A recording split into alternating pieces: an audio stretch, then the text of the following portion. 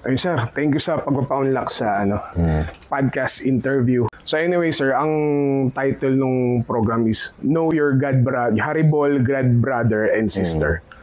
Ang first question ko sana is yung full name muna sir. Full name, pakilala ka lang muna sa natin. My name is Matt. My birthplace is from Singalong, Manila. So I start chanting during high school days for cheer. So, grupo kami ng mga punk. Mga punks. We're the earliest punk way back 80s, 83 up to 90s. Ganun. So, we are different punk group. Kasi sila anarchy, kami peace. So, anarchy, trip nung gulo-gulo. Walang system. Pero kami peace. Peace and trip nung... different kami. Then, after that, dahil sa tagal nung pagiging punk namin, may sense naman yung, kasi when you say about punk, there's something may pinaglalaban ka eh. Mostly yung system ng gobyerno, the way the people live in this world. So kami, different from them. This tribe na we call it MES. So yung may acronym yun eh. So ibig sabihin nun, manipulated, exploited by society system. So the society itself, we're being exploited. Fed to us, mostly materialism. So may touch na kami ng philosophy that time na nagpapunk kami. Yeah. Then, sumasali din kami hindi sa rally talaga ng paribagsaking gobyerno. Mostly sa mga anti-no-nukes kami noon. Yeah, we're the one shouting dun sa US Embassy previously na no-nukes. Kasi nga yung hazardous noon para sa society is mas wide. Nung time ba yun, nauso na yung nandito sa Pilipinas, yung Bataan Nuclear Plant? Yeah, may nag-i-exist na yun. Nag-i-exist na yun. So, kumbaga parang meron na sa ibang bansa, mangyayari sa Pilipinas, gusto nyong pigilan. Yeah, yung way back na yun kasi, yung time na 80s, kasi napaalis na si late President Marcos, yung senior. Okay. So, hindi naman natuloy yun. Although natuloy na yung project, kaya lang hindi pa siya na-activated. So, we encountered these booklets of Jagat Guru, nuclear, the power of nuclear plants. So, doon na intindihan namin ano yung danger niya sa society, sa environment. So, grabe talaga. That's nagising kami ano yung danger niya doon. So, that was way back high school? Yeah, fourth year high school yun. Mag-rewind lang tayo ng konti, sir. Elementary days. Ano si Sir Matt Lee ng elementary? From bata and elementary. Ano yung religious background, family? Ano yung trip mong ginagawa elementary days? Catholic kami. Catholic. So every night we have this rosary practices. So continuously yun hanggang high school. Pero dumating doon sa point na curious na ako doon sa dinadasal. So, yung the eldest tita ko na matandang dalaga, they are the one na nag-alaga din kasi sa amin kung nag-separate yung mom ko sa dad. So, curious na ako doon. So, bata pa lang ako, nagtatanong na ako sa sarili ko So, I have meron kaming rehas nung sa pintana. Iniisip ko noon, yung nasa loob ako ng bahay, sabi ko sa sarili ko, alam ko nakakulong ako rito sa mundong to. I need something na para makaalis ako dito sa mundong to. Then, dahil dun sa inquisitive ko yun, tapos yung regular dasal namin nung Hail Mary sa Our Father with my auntie, dumating sa point one time, tinanong ko na yung auntie ko Sabi ko sa kanya, I want to know who is really Lord Jesus Christ. Ano ba yung pinaka-core ng teaching niya? Tapos, I want na magkaroon ako ng relationship sa kanya. Ma-expound ko yung relationship ko sa kanya. So, since my tita is big yung information niya about dun kay Lord Jesus Christ, dahil sa mga prayer, lagi niyang sinasabi, ilang mystery kasi yun di ba? So, ang sagot niya sa akin, Joey kasi yung pangalan niya sa akin kasi Jose Manuel ako Okay. So, tawag niya sa akin, Joey. Tapos sabi niya sa akin, Joey, kasi mystery nga yung God. Sabi niya, kasi nga, wala siyang informations about details about doon. So, parang go with the flow na lang doon sa mga prayer. May walang So, we do it lang. In a sense, okay din siya. nakatulong din sa amin yon. Maski pa paano di kami lumaking walang Diyos. Kala nga yung lesson namin doon sa ganong klaseng sistema, they said na laging sinasabi sa God is so fearful. So how would you develop that love kung takot ka sa Diyos? So parang may pananakot. Takot ka magtanong, takot kang parang alamin siya, parang yung mystery, pag inano mo, pinakialaman mo, medyo nakakatakot ang parang blasphemy ang dating ba doon? Hindi, saka how would you develop that love kung meron kang fear, di ba? Hindi mo madidevelop yun kung gano'n na lang ba yun? Parang sabi ko sa sarili ko. So, na-encounter namin yung si Jagat Guru during way back. Kasi high school pa lang kami, nanonood na kami ng TV show ni Jagat Guru.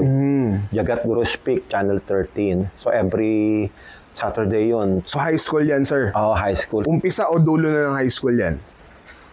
Nag-umpisa pa lang ako, mga third year, gano'n. Okay. So, yung kuya ko, si Catrino, nanonood. Kasi ang dad ko is Saudi boy.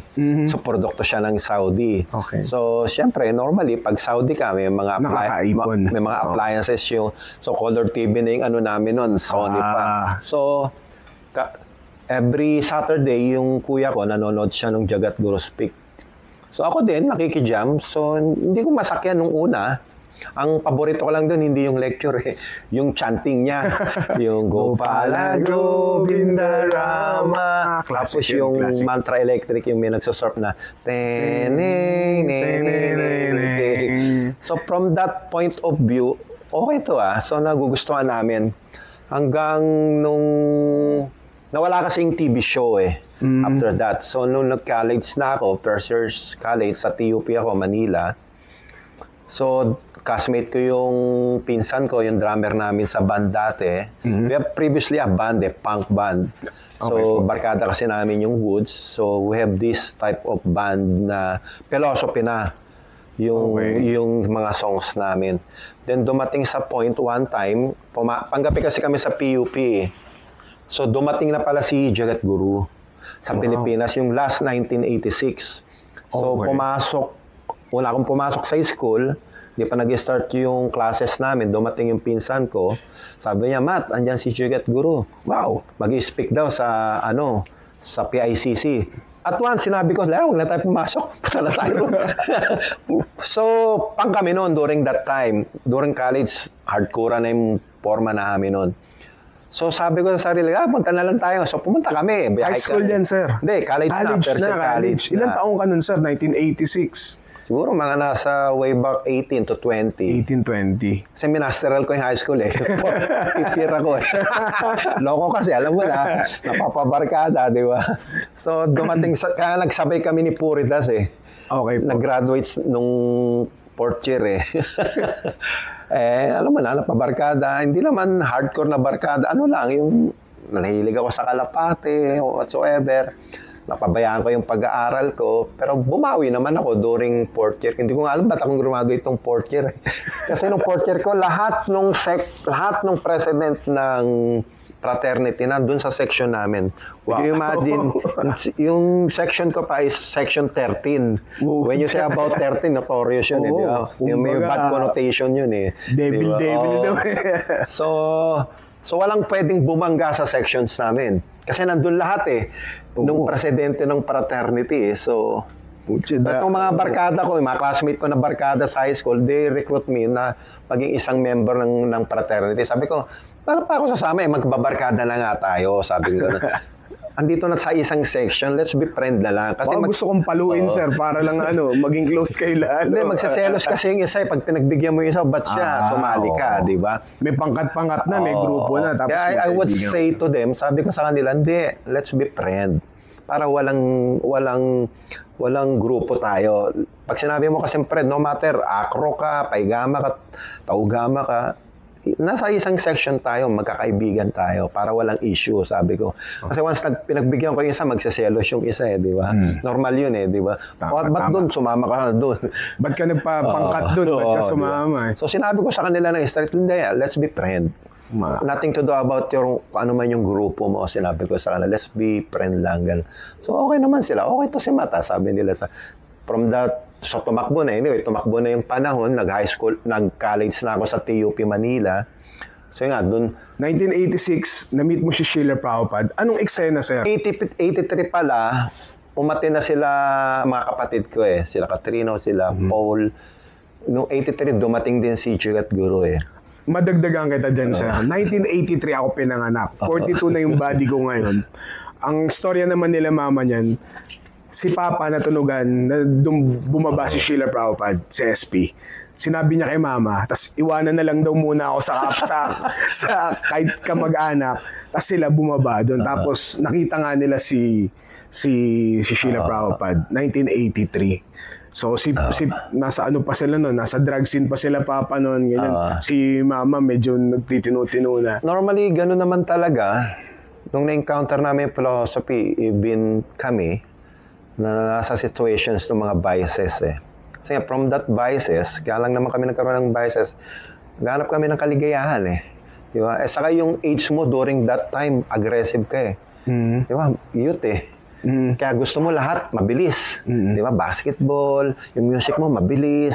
Gusto mo ma-experience lahat. Baka may happiness dito, nandito ang happiness sa kaliwa sa kanan. So hanggang dumating sa point na, yun nga, na-meet namin yung si Jagat Guru. 83, hindi ko siya nakita. Mga kapatid ko, nakita sila umaten. Pero hindi naman sila ganun kaseryoso. So pagbalik... So wala pang heavy changes. Miski na-meet nila si... ganun pa rin ang sistema. Kumbaga, na-meet lang nila si SP tapos... Wala lang. Curious lang sila. Pinagmamalaki lang nila. May beads sila. na neon yung mga kulay ng beads. 54. That was 54 rounds na yung in-introduce ni Prabhupada. Tapos... Gopala Govindarama yung chinachant niya doon. So nagtuturo na siya ng meditation doon in that time. Tapos nung 86 nga, when I met Prabhupada, honestly, that is RSVP. Pang kami. Ayaw pumila ng pang. Hindi pipila pa. Gate crusher kami. Gate crusher. Pero kwento ko na lang yung story ko. Though paano kami pumunta na yun nga, dumating yung pinsan ko, sinabihan ako, pumasok siya sa TUP, sabi niya, Matt, andun si Jagat Guru. So, punta tayo. Ura-urada, walang hesitation na, ganun lang. Sorry to say, sabog pa ako noon doon. Inubos ko isang jutes. Ganun talaga di ba? So, nung pagdating namin so ito na, biyahe na kami, going to CCP, sa PICC, Philippine International Convention Center. Yun, So, there's one hall doon na nirent nila. I remember that hall is Negros Hall. Meron lang capacity yun siguro mga more than 60 siguro, o lower, 80 lower. So RSVP yun. There should be invitations. So ano nangyari, di punta kami doon. Would you imagine, pagdating namin doon sa PICC, 5-star hotel yun Nagtanong pa kami sa guard. Kasi yung may tsura namin para kami mga alien punk Talagang naka-full kayo, talagang punk na dating para kayo magko-concert. I remember, meron akong zipper ditong malaki sa polo ko, tapos may kadena ako rito. Naka-boots. Naka-combat boots. Hindi naman tayo-tayo mga buhok niyo nun. Magulo lang. Wala pa, hindi pa uso kasi gel nun, glue. Ginagamit namin glue. Kasi ang mahal-mahal ng gel nun. Of course. Pero inaano naman namin, nilalabnawan namin yung glue. Kaya pag nahulog yung butik, tusok. Talagang solid na So yun nga, dumating yung pumunta na kami ng PICC, nagtanong kami sa guard, could you imagine that guard, itunuro niya pa kami. Supposed to be, harangin na kayo Kasi ano ba to? Mukhang Hindi normal. Kasi 5-star hotel yun Supposedly, mga decente ang papasok dapat, that time. So, tinuro niya pa sa amin. So parang Krishna's arrangement na yun from that point na para i-guide na kami, makita talaga namin personally. Ako, makita ko yung si Jagat Guru, yung spiritual master ko. So from that point na pagdating namin doon, nagkikirta na nga sila. So wala pa kaming kilalang masyado. Si Sir Balakrishnadas pa lang ang kilala. So pagbungad namin doon sa entrada, yung pintuan, nakatingin namin yung mga tao. Sino ba to? Wala pa si Jagat Guru noon. Nagkikirtan pa lang sila. So yun nga, dumating kami. Nakita kami ni Sir Bala kasi lumingin din siya. So tumayo si Sir Bala, in-entertain niya kami. Matt, Hill yung pangalan ng Matt, buti nakapunta kayo. O nga sir Pero RSVP to, sir. Hindi, okay lang. Sige lang, dito na kayo eh. So, binigyan kami ng instructions ni Sir Bala. Okay. Kasi wala kami dalang pang-operate. Kasi kailangan mag-operate ka sa picture mo ng mga bulaklak. Wala kaming alam eh. Hindi namin alam yun eh. Walang nag-abiso na kung ano yung gagawin. So, what we learned from Sir Bala Krishnadas, so meron siyang dala kasing roses eh. So, shinare niya sa amin yung ibang roses niya. Tapos binigyan niya kami ng instruction, huwag niyong aamuyin. So, when you saw Jagat Guru, our spiritual master, you take bow, then say the obeisances to him. Then, lilinya tayo para i-offer natin yung mga hawak nating bulaklak. Then, ibibigay natin kay Jagat Guru. Tapos, babalik tayo, magbabaw ulit. So, yun. Continuous yun. From that day of experience, yung narinig ko na first time nag-speak si Prabhupada, hindi dahil sa buga ko, sorry. Pasok siya eh. Sabi ko, iba yung vibes when you saw a bona fide spiritual masters talaga. Iba ba siya. So, doon mo makikita yung love niya sa'yo na talagang pinapakita niya sa'yo na kailangan ibibigay niya talaga sa'yo ng buong buo si Krishna. Physically, sir, anong appearance niya nung nakita niyo siya? Anong suot niya? Kasi yung nakita ko normal naman, maraming Amerikano naglalakad doon sa hall. Siyempre, normal. Tapos, nung nakita ko na si Prabhupada, yung nakikirtan kami, malaki matatanaw mo kasi siya doon eh. So, kasama ng mga grupo ng mga security niya sa ibang assistant niya. So, sabi ko, ang liwanag naman doon. Habang naglalakad si Prabhupada, maliwanag. Sabi ko, hindi dahil sa buga ko. Hindi talagang maliwanag yung experience ko. Ang liwanag. May effulgence. Yeah, maliwanag talaga si Prabhupada. From nung pumasok na doon sa room, umupo na siya doon sa Byasasan. So, nagbow down kami. So, ang suot ni Prabhupada doon, nakabarong eh. Nakabarong na siya ng puti. Tapos yun na, nagkikirta na yung mga mga disciple niya. So, yun na nga, pumila kami para mag-offer kami ng flowers sa kanya. Then, I remember, ito yung di ko makakalimutan na una ko siya narinig ng personally dun sa lecture niya. So, nag-lead siya ng kirtan. Nag-change siya ng pangatlong tune eh. Nag-change siya. So, sumunod kami. Hindi namin mapalo yung tune ni Prabhupada. So, nagkirtan na naman siya, nag-change na naman siya ng tune. I know, from second time, di na naman namin mapalo yung tune. So, in-stop niya yung kirtan for the while. Tapos, nag-lecture siya ng short. Sabi niya, ito, hindi ko makakalimutan to eh. So, if you want to succeed in your spiritual life, there's a difference between hearing and listening. Hearing is you only using your ears. Pero listening is you're using your heart, from your heart. Then if you want to succeed in spiritual life, sabi niya sa amin, you should listen very carefully para you can follow. Sabi niya gano'n yun. So hindi ko makakalimutan yun. So, nag-mark sa akin yun. Kaya nga nasasabi ko ngayon sa'yo yun. So, naano ko na yun, hindi ko nakalimutan. So, tapos, nagkaroon na ng questions and answers about yung iba-ibang questions ng mga guests doon sa ibang disciples niya. Tapos, na-remember ko din yung mga ibang questions. May isang nag-questions doon. Ang questions niya, is it normal na magkaroon ka ng peer sa isang guru o sa spiritual masters? Sabi naman ni Prabhupada, yes, in a sense, pero not so fearful. Okay. Kasi it's normal na kailangan makita mo yung spiritual master as representative of God. Pero not exactly na kailangan maging fearful ka sa kanya. Tapos there's one incident kasi dun sa hotel, sumakay sila ng elevator, tapos umopen siya sa ibang floor, tapos nasa harapan yung ibang mga devotees, nagtakbuhan. So in-example niya kasi yung fear na questions di ba?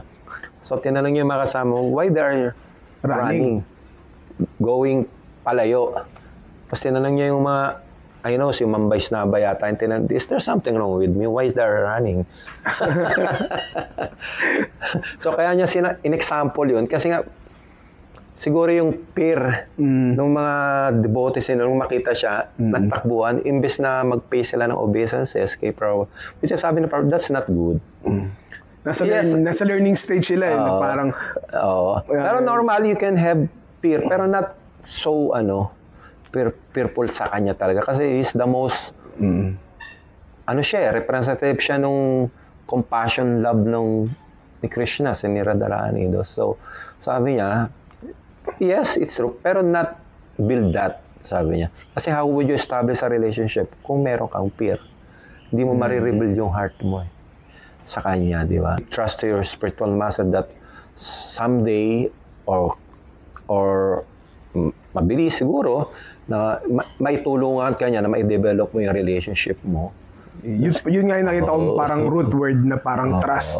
Once na wala kang trust dun sa tao, hindi ka mag-o-open ng heart mo. Yeah, faith. Sa simula naman talaga, parang nandiligaw ka, di ba? Hindi mo naman kagad may establish yung trust mo dun sa isang tao, yung faith mo dun sa taong gusto mong makilala o gusto mong ligawan. Siyempre, andun yung doubt. Normal yun. Pero from that doubt, it should be dapat gradually natatanggal yun eh. Kasi kailangan makita mo na itong taong to, this person will not exploit me. Ang duty niya lang is para ibigay sa akin yung forgotten relationship sa God, kay Krishna. So from that faith, siyempre yung faith na yun, hindi rin magagaling sa yun eh. Kailangan dinadasal mo din yun eh. Para magkaroon ka ng firm faith sa kanya. Hihilingin mo rin sa... hinihingi mo din yun kay Krishna.